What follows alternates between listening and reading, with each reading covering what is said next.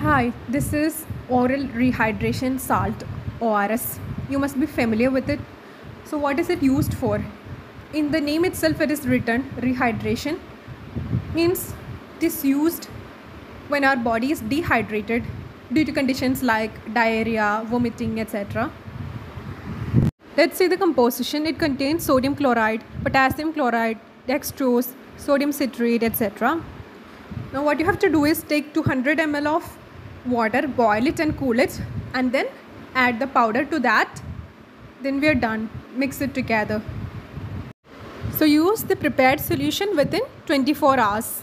After that, do not use it. It can act as replacement of fluid and electrolytes loss due to diarrhea, vomiting or excessive sweating. Such conditions.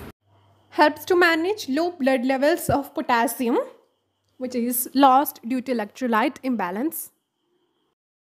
If you have any renal condition, make sure you tell the doctor about it because it can affect the kidneys.